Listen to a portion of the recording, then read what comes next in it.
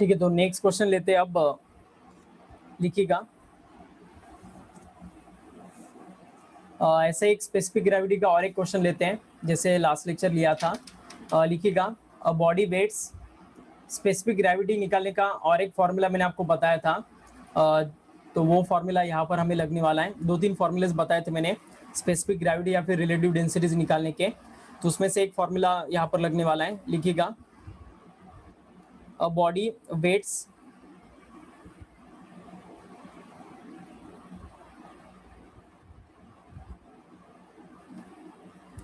body weighs 160 gram in air, 130 gram in water, and 136 gram in oil. What is the specific gravity of oil?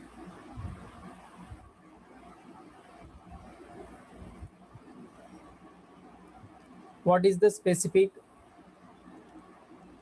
gravity of oil? तो उस oil का specific gravity हमें निकालना है। तो specific gravity निकालने का फॉर्मूला रहेगा, आपको पता होगा नहीं होगा तो लिखिएगा। स्पेसिफिक ग्रेविटी ऑफ ऑयल, ये अगर निकालना है हमें तो उसके लिए फॉर्मूला रहेगा अलग सा। एक फॉर्मूला याद रखिएगा, लॉस ऑफ, मतलब ऑयल में निकालना है ना, तो loss of weight in oil, loss of weight in oil to the loss of weight in water, loss of weight in water, इसका जो रेशो रहेगा ना, ये भी आपको स्पेसिफिक ग्रेविटी दे देगा ऑयल का। ओके, तो ऑयल मतलब उस बॉडी का वेट कितना था, 160 केजी, 160 ग्राम था एयर में। ओके, 130 ग्राम है वाटर में और 136 ग्राम है ऑयल में। तो उसने ऑयल में कितना वेट लॉस किया है, ऑयल में उसने कितना वेट लॉस किया, ये अगर निकालना है तो उसके लिए फॉर्मूला क्या रहेगा, उसका ओरिजिनल वेट 160 माइनस 136 रहेगा। Is it okay? तो ये रहेगा loss in weight in oil. Okay, और 160 माइनस 130 करेंगे हम तो loss in weight in water मिल जाएगा। Okay, is it okay? तो loss in weight in oil आ जाएगा ये 24 और ये आएगा 30, मतलब ये आने वाला है 8 बाय, मतलब ये आने वाला है 6 4 जा एंड 6 5 जा, तो 4/5, मतलब अगेन इसका आंसर आएगा 0.8। Is it okay? तो इस वे से भी आपको क्वेश्चन आ सकता है। ओके, तो याद रखना, loss in weight in oil, मतलब ऑयल का अगर स्पेसिफिक ग्रेविटी निकालना है तो उस ऑयल में वो चीज़ डालने के बाद वो कितना वेट लॉस करेगा अपना, और वाटर में वो कितना लॉस कर रहा था, इन दोनों का भी अगर हम रेशियो लेते हैं तो भी हमें स्पेसिफिक ग्रेविटी मिल जाता है उस बॉडी का। Is it okay? तो इस वजह से, इस वे से हम स्पेसिफिक ग्रेविटी निकाल सकते हैं। तो ऐसे जनरल क्वेश्चंस हाइड्रोस्टैटिक्स पर पूछे जाते हैं हमें।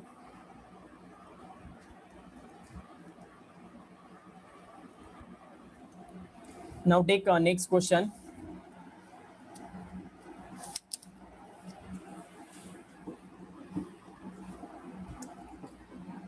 एक पास्कल्स लॉ पर हम क्वेश्चन लेते हैं अब। ओके, लिखिएगा, पास्कल्स लॉ पता है आपको, फोर्स अपॉन एरिया का जो रेशियो रहेगा वो कांस्टेंट रहता है। तो उसी के ऊपर दिया गया एक क्वेश्चन है।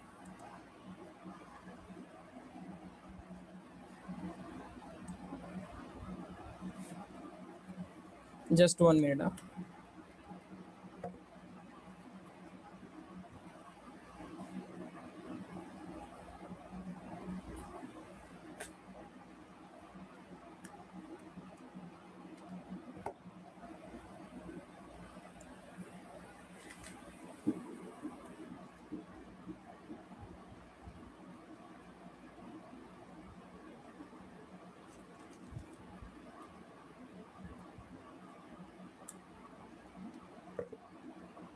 लिखिएगा question, hydraulic automobile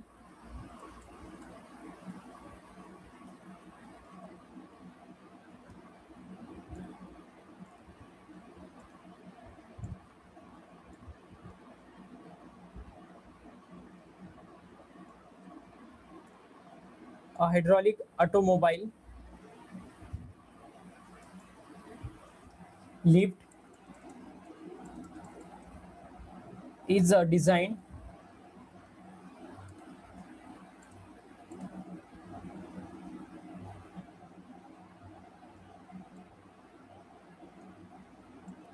to lift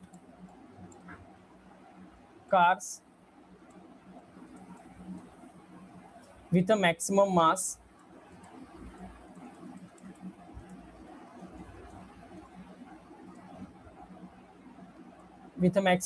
of 3000 kg. The area of cross section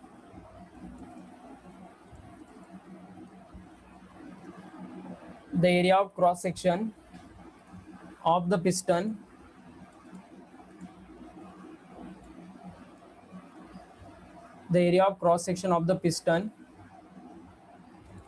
carrying the load is 425 centimeter square. What maximum pressure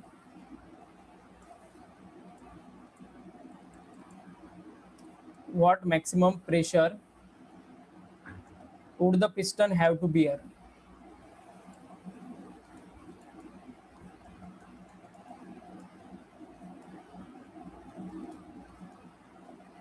तो उस पिस्टन को कितना मैक्सिमम प्रेशर बियर करना पड़ेगा ये हमें निकालना है, और जी का वैल्यू भी दिया है उन्होंने 10 मीटर पर सेकेंड स्क्वायर।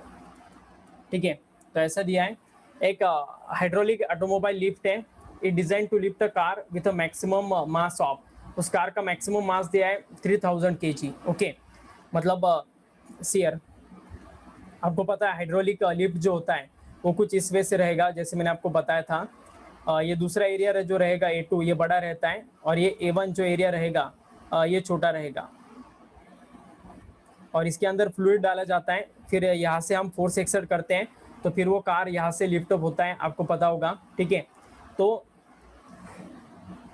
कितना मैक्सिमम पिस्टन, मतलब उस कार का अगर मास 3000 kg रहा तो कितना प्रेशर हमें इस साइड क्रिएट करना पड़ेगा। ओके, ताकि वो उस कार को लिफ्ट अप कर सके। ठीक है, तो आप देखिएगा वो जो कार के साइड का एरिया रहेगा पिस्टन का वो हमें दिया है 425 सेंटीमीटर स्क्वायर। ओके, तो एरिया सेंटीमीटर स्क्वायर में, तो उसे हमें मीटर स्क्वायर में करना पड़ेगा। तो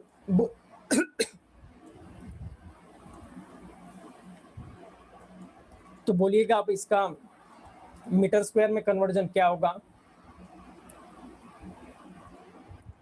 425 सेंटीमीटर स्क्वायर है, convert this area into metre square.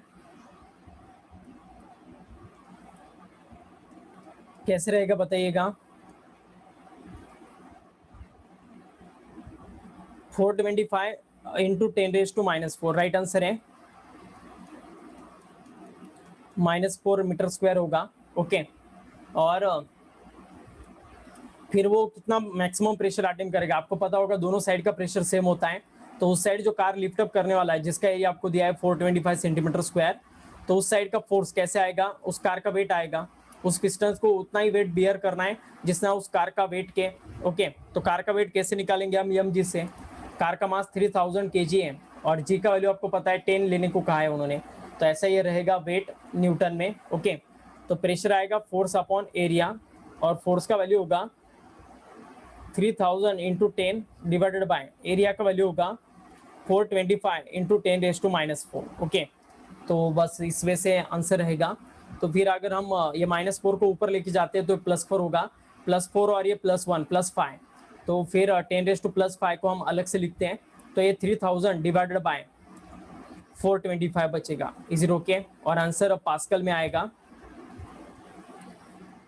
तो अब देखिएगा 3000 को 425 से डिवाइड करना पड़ेगा, तो 25 से हम डिवाइड कर सकते हैं। 25 1 जा 25, 175 मतलब 7 जा होगा, तो 17 जा आ जाएंगे, और ऊपर आने वाला है 300 मतलब 25 1 जा 25, 25 2 जा और ये 0, तो 120/17। तो इसका अगर हम फ्रैक्शन सॉल्व करते तो वो आएगा 7.06 इंटू 10⁵ पास्कल। तो इतना प्रेशर हैंडल करना पड़ेगा उस पिस्टन को। Is it okay? तो ये पास्कल्स लॉ पर दिया गया कुछ क्वेश्चन था। I hope you understand this. Now see यार, नेक्स्ट है, अभी जो बायोन फोर्स का कंसेप्ट लिया था मैंने, उसके ऊपर एक दो क्वेश्चंस दिए हैं, वो देखते हैं हम।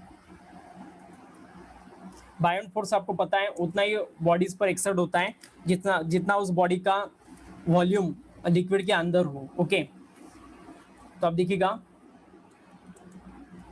For a floating body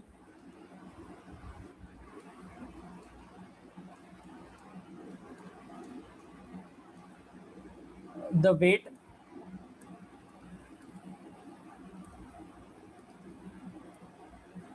last slide show कीजिएगा, ठीक है, चलेगा, ठीक है, इतना ही है, लिखो आप, किसका लिखना रह गया है तो लिखिएगा।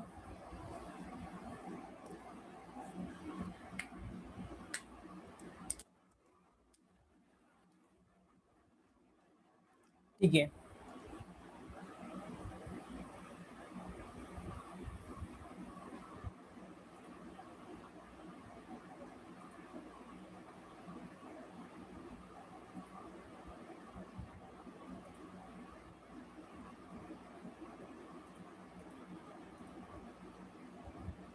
Just 1 minute.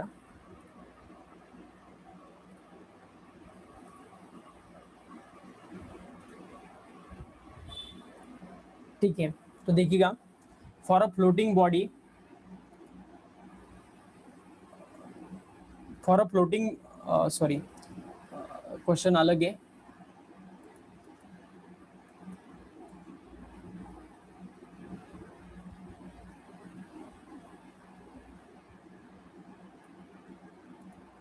देखिएगा, cubical box of would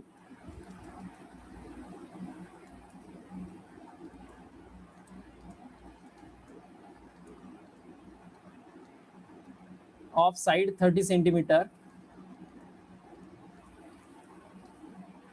waiting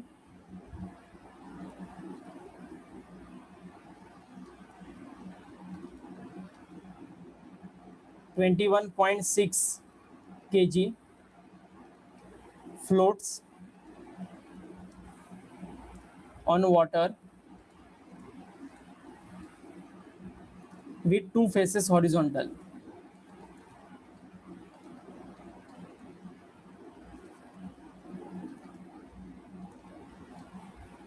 Calculate the depth of immersion of wood.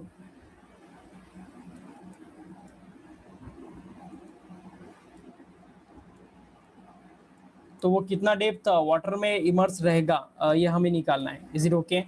अब देखिएगा, ये फ्लोटिंग कंडीशन में क्यूबिकल बॉक्स वुड का है, जिसका साइड दिया आपको 30 सेंटीमीटर, तो उससे हम उसका एरिया निकाल सकते हैं। ओके,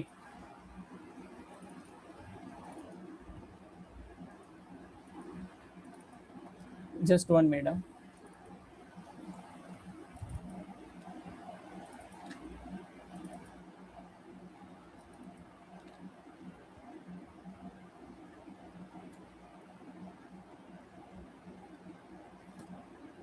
ओके, तो देखिएगा, अब अगर कोई बॉडी फ्लोट करता है तो वेट वो उतना ही, मतलब वाटर डिस्प्लेस करता है जितना उसका वेट होगा। Okay, let X be the depth of immersion, हम ऐसा एज्यूम करते हैं कि उस वो जो ब्लॉक रहेगा वो पानी के अंदर x सेंटीमीटर गया है, तो उतना ही वॉल्यूम वो क्या करेगा, पानी का डिस्टर्ब करने वाला है। ओके, उतना ही वॉल्यूम वाटर का क्या करने वाला है, डिस्प्लेस करने वाला है। ओके, तो अब देखिएगा, यहाँ पर उन्होंने क्या बताया, cubical box of would of side 30 centimetre, waiting, उसका वेट दिया है 21.6 kg, floats on a water, तो वाटर पर फ्लोट कर रहा है। Okay, with to faces horizontal, उसके दोनों फेसेस हॉरिजॉन्टल हैं, तो कैलकुलेट करना है depth of immersion of would. Okay, तो वो कितना डेप्थ नीचे गया होगा पानी के अंदर, वो हमें निकालना है। ओके, तो डेप्थ ऑफ इमर्शन उसका निकालना है, तो हम ऐसा एज्यूम कर रहे हैं कि लेट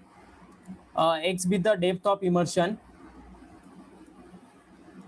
मतलब हम पैसे हमें ये x ही निकालना है, डेप्थ ऑफ इमर्शन ही हमें निकालना है जो हम x एज्यूम करते हैं। ओके, तो आप देखिएगा x हिस्सा अगर उसका पानी के अंदर है तो आपको पता है उसका साइड और उसका लेंथ जो रहेगा, मतलब ब्रेड्थ और लेंथ जो रहेगा ये 30 सेंटीमीटर रहेगा। क्यूबिकल बॉक्स है ये, तो क्यूब के आपको पता है सभी साइड सेम होते हैं। तो इस क्यूब का हम एज्यूम करते हैं कि इतना हिस्सा पानी के अंदर है। ओके, तो फिर ये हिस्से को हम x ले रहे हैं, ठीक है।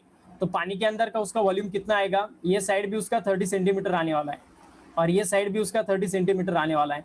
तो इस 30 सेंटीमीटर और इस x को अगर हम मल्टीप्लाई करेंगे तो पानी के अंदर का उसका वॉल्यूम मिल जाएगा हमें, और इतना ही वॉल्यूम वो वाटर का क्या करेगा, डिस्प्लेस करेगा। ओके, तो देखिएगा आपको पता है कि इसके ऊपर जो बायोन फोर्स रहेगा वो इसके वेट को बैलेंस करने वाला है। तो इसके ऊपर जो बायोन फोर्स रहेगा वो अगर हमें निकालना है तो V इन इंटू रो जी ऐसा फॉर्मूला होता है। Is it okay? फॉर्मूला बताया था मैंने आपको, ये देखिएगा। तो देखिएगा अब रो का वैल्यू हमें अब 1 लेना है यहाँ पर, मतलब वाटर जो रहेगा उसका डेंसिटी 1 रहता है।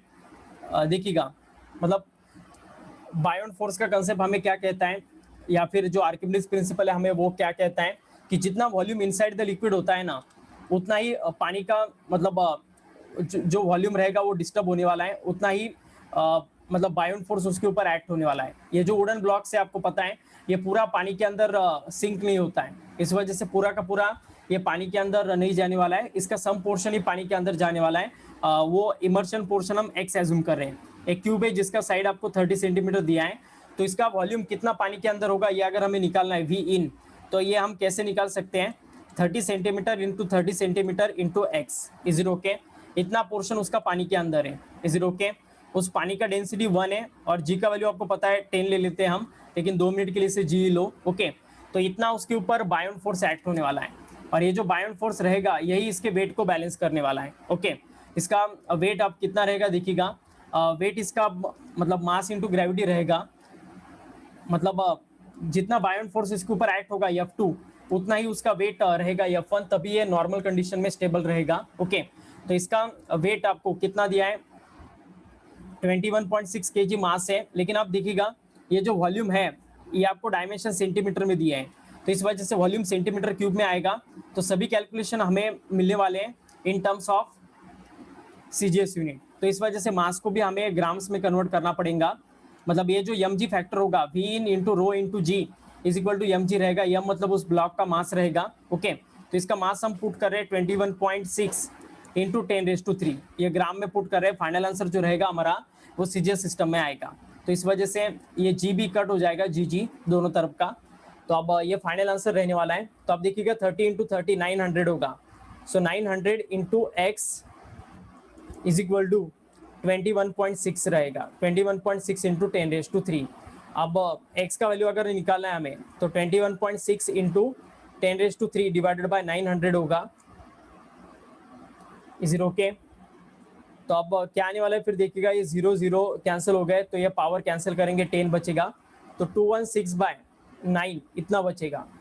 तो अब 9 1 * 9, 9 2 * 18, 3 बचेगा 36, 9 4 * तो फाइनल आंसर आएगा 24 सेंटीमीटर।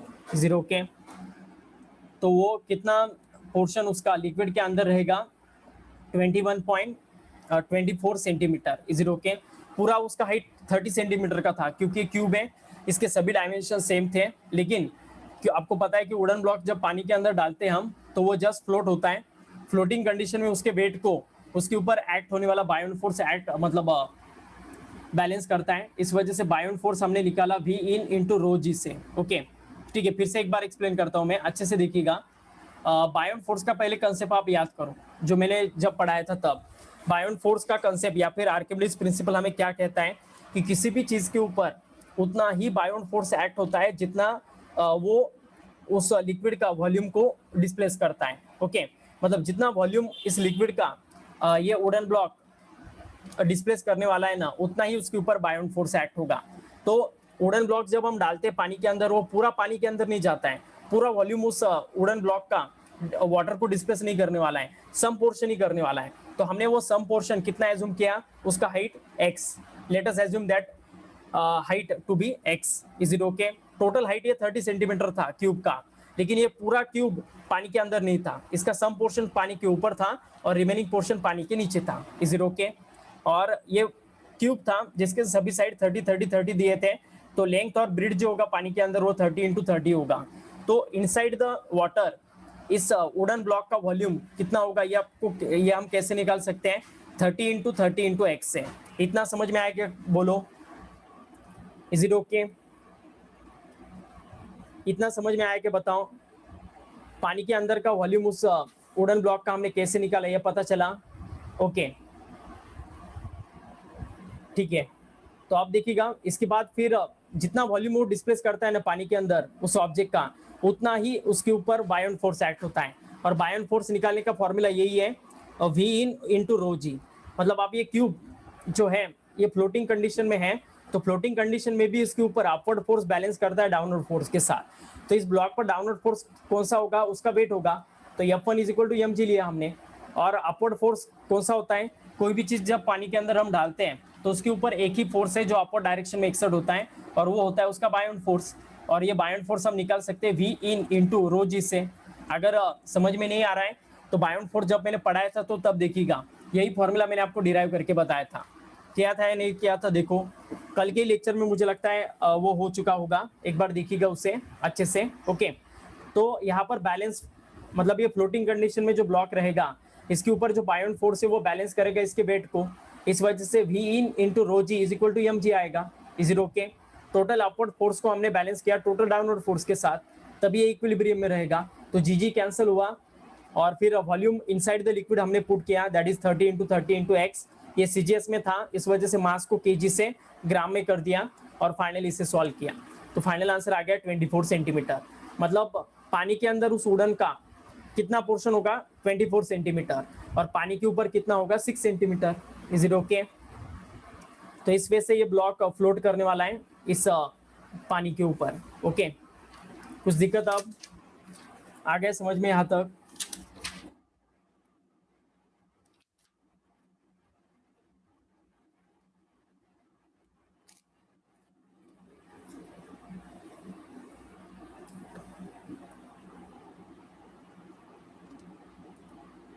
ठीक है, तो अब इसी लेवल का और एक क्वेश्चन लेते हैं। ओके, अब यहाँ पर वुडन ब्लॉक था, अब एक आइसबर्ग रहेगा। आइस पे आपको पता है पानी के ऊपर फ्लोट होता है, तो फिर उससे रिलेटेड क्वेश्चन है, तो आपको और भी समझने में ये क्वेश्चन हेल्प होगा। तो देखते हैं हम। An iceberg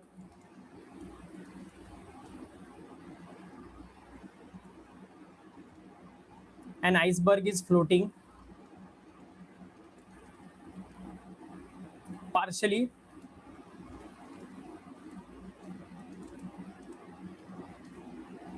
immersed in sea water, partially immersed in sea water. The density of sea water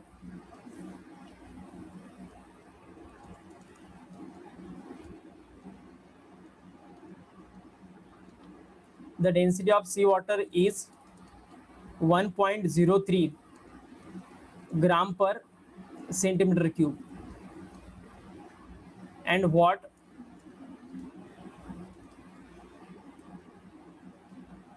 that of ice is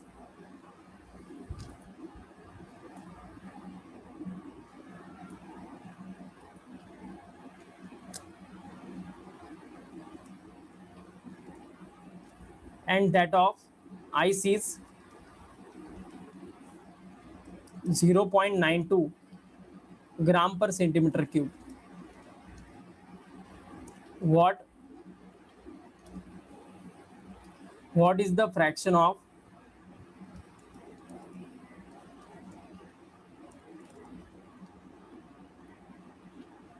total volume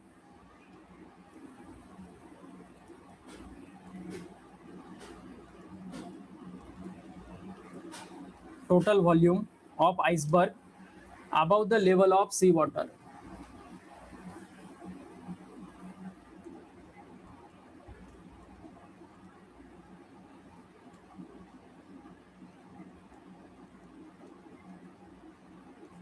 Above the level of sea water. तो यहाँ पर उल्टा है, यहाँ पर आपको आइसबर्ग जो फ्लोट हो रहा है इसका अबव पोर्शन में कितना वॉल्यूम रहेगा, what is the fraction of total volume iceberg is above the level of sea water. तो अबव उसका कितना वॉल्यूम रहेगा ये हमें निकालना है, उसका फ्रैक्शन निकालना है टोटल वॉल्यूम के साथ। मतलब इसका टोटल वॉल्यूम वी होगा और वी डैश ये वॉल्यूम होगा उसका अबव द कंडीशन का, मतलब पानी के ऊपर उसका फ्लोट करने वाला आइस का पार्ट वी डैश रहेगा। तो ये फ्रैक्शन हमें निकालना है। Is it okay?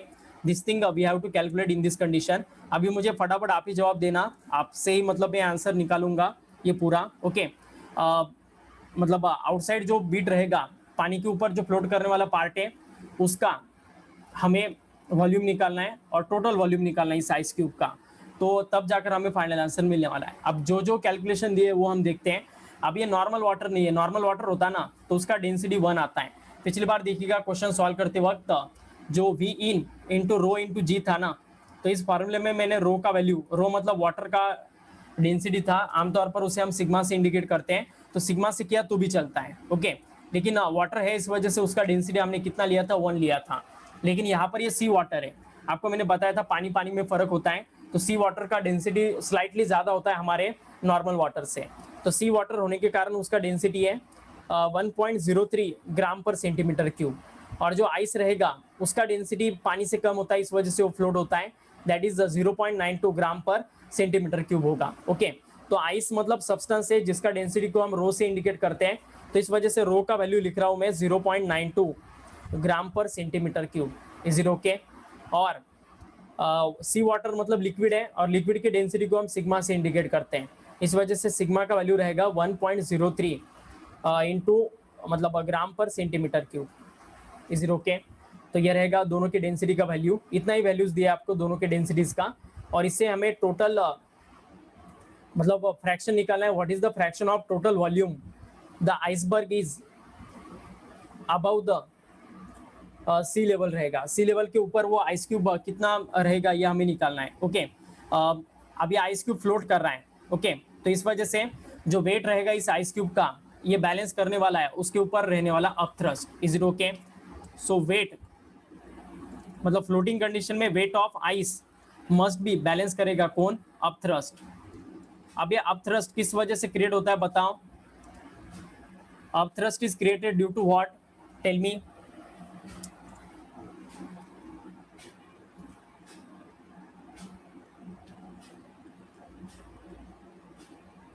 अपथ्रस्ट किसी भी चीज पर जो पानी के अंदर डाला जाता है उसके ऊपर किस वजह से क्रिएट होता है? ठीक है, अब वेट ऑफ आइस रहेगा mg, उस आइस का mass into acceleration due to gravity, और अपथ्रस्ट जो रहेगा वो उसके ऊपर एक्सर्ट होने वाले बायोंड फोर्स की वजह से एक्सर्ट होगा। Is it okay? मतलब इस आइस क्यूब के ऊपर F2 ऊपर के डायरेक्शन में फोर्स होगा, F1 नीचे, F1 मतलब ही उसका वेट होगा और F2 मतलब ही बायोंड फोर्स। और ये बायोंड फोर्स कैसे निकालेंगे हम बताओ? Yes tell me.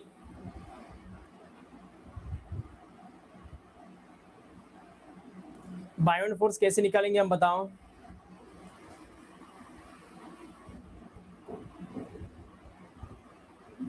We in into sigma into g से। राइट आंसर है सिग्मा डेंसिटी रहेगा किसका? वाटर का। Is it okay? So V in into V in मतलब जो इनसाइड वॉल्यूम रहेगा ना वो, इज इट ओके, ये वाला पानी के अंदर इस आइस क्यूब का जितना वॉल्यूम है ना वो वी इनसाइड रहेगा, volume inside the liquid into sigma into g रहेगा। तो जी जी डायरेक्ट कैंसिल हुआ, अब m is equal to V in into sigma बचा। अब इस यम का वैल्यू कैसे निकाल सकते हैं हम बताओ? सोच समझ कर बताना। How we can find this value of m, बताओ? V rho g correct answer है, एकदम एकदम करेक्ट आंसर है, V rho g right answer है। वी अब ये टोटल वॉल्यूम रहेगा इस आइस क्यूब का, इस आइस क्यूब के टोटल वॉल्यूम को अगर इस आइस क्यूब के डेंसिटी के साथ अगर हम मल्टीप्लाई करेंगे ना, आइस क्यूब का डेंसिटी मैंने रो से इंडिकेट किया है, तो इस वजह से वी इंटू रो, वी मतलब टोटल वॉल्यूम रहेगा इस आइस क्यूब का। Okay V into rho into g रहेगा, लेकिन जी पहले से हमने निकाल दिया है, जी जी कैंसिल हुआ है। So we into row is equal to V in into sigma रहेगा। Is it okay? So volume inside the liquid और टोटल वॉल्यूम इन दोनों का अगर हम रेशियो लेते हैं, okay we in is equal to फिर क्या आएगा आप देखिएगा, वॉल्यूम इनसाइड द लिक्विड अगर निकालना है वी इन, तो फिर इसका वॉल्यूम इसका वैल्यू क्या आने वाला है फिर देखिएगा, V in is equal to rho by sigma into V, total volume रहेगा। Is it okay? तो अब ऐसा ये बीट आने वाला है। अब बताओ मुझे, पानी के अंदर जितना हिस्सा है उतने का वॉल्यूम वी इन है, टोटल वॉल्यूम वी है। तो बताओ पानी के ऊपर जो रहने वाला हिस्सा है उसका वॉल्यूम कितना होगा, उसे हम वी डैश से एज्यूम कर रहे हैं। तो बताओ वी डैश या फिर वी आउट करते हैं हम, पानी के आउटसाइड रहने वाला जो पोर्शन है उसका वॉल्यूम हमें निकालना है। तो बताओ वी आउट कैसे निकालेंगे हम? टोटल वॉल्यूम इस आइस क्यूब का वी है, पानी के अंदर रहने वाला जो वॉल्यूम है वो वी इन है, और वो कैसे निकालना है उसका फॉर्मूला भी हमने निकाला है। ओके, अब बताओ मुझे वी आउट कैसे निकालेंगे हम, पानी के ऊपर रहने वाले हिस्से का वॉल्यूम। सभी दिमाग लगाओ। V minus V in, right answer है। V मतलब टोटल वॉल्यूम है, पानी के ऊपर वाले हिस्से का, ये वाला जो हिस्सा नजर आ रहा है ना आपको, शेडेड कर रहा हूं मैं, इसका वॉल्यूम हमें निकालना है। Is it okay? Total volume हमारा आइस क्यूब का V है, अंदर का वॉल्यूम V इन है। ओके, तो हमारे पास V इन भी है। अब देखिएगा, तो V माइनस वी इन हमें करना पड़ेगा, तब जाकर हमें फाइनल आंसर मिलने वाला है। तो V माइनस वी इन का वैल्यू क्या रहेगा? अब देखिएगा, रो बाय सिग्मा इंटू वी रहेगा, रो बाय सिग्मा इंटू वी। तो दोनों तरफ से हम V को कॉमन आउट करते हैं। Okay, so V out by V, ये रेशो हमें निकालना था। Is it okay? V dash by V, ये रेशो हमें निकालना था इस क्वेश्चन में। तो V को अगर मैं कॉमन आउट करता हूँ तो देखिएगा, V out is equal to V को कॉमन आउट करूंगा मैं, तो 1 माइनस रो बाय सिग्मा रहेगा। Is it okay? तो फिर आंसर क्या आएगा देखिएगा आप, sigma minus rho divided by sigma into V. Okay, ये V आउट का वैल्यू रहेगा, और फिर V आउट बाय V, इसका जो रेशो आएगा ये आने वाला है 1 minus rho by sigma. Is it okay? Just put the value get the answer, बस। अब कुछ भी नहीं करना है, यही फ्रैक्शन हमें निकालना है। Volume outside the water to the total volume, इसका फ्रैक्शन हमें निकालना था, जो हमने यहाँ पर निकाला है। तो जस्ट वैल्यू पुट करो, 1 माइनस रो का वैल्यू कितना है 0.92, और इसका वैल्यू 1.03 है। ओके, तो 1.03 माइनस क्या आएगा फिर देखिएगा, क्रॉस मल्टीप्लाई करेंगे तो हम 1.03 माइनस 0.92 डिवाइडेड बाय 1.03, तो कितना आएगा फिर देखिएगा, 103 में से 92 चले गए तो 11 बचने वाले हैं। ओके, तो 0.11 बचेगा। Is it okay? बराबर है कि देखो, बराबर है, ठीक है। तो 0.11 डिवाइडेड बाय 1.03। ओके, तो ऊपर 100 से नीचे 100 से मल्टीप्लाई करो, 11 बाय 103 बचेगा। ओके, तो 11 बाय 103 अगर हम करेंगे तो 0.106 बचेगा। तो यही फाइनल आंसर आने वाला है। ओके, सो फाइनल आंसर रहेगा इसका 0.106। Is it okay? This concept is clear to all of you? तो इस वे से क्वेश्चंस आपको पूछे जा सकते हैं। ओके, बस एक बार अगर आपको ये थ्रस्ट का कंसेप्ट अगर समझ में आ गया ना, तो ऐसे ही क्वेश्चन आपको ज़्यादातर दिखेंगे इस टॉपिक पर। तो हाइड्रोस्टैटिक में इतना ही पार्ट रहेगा।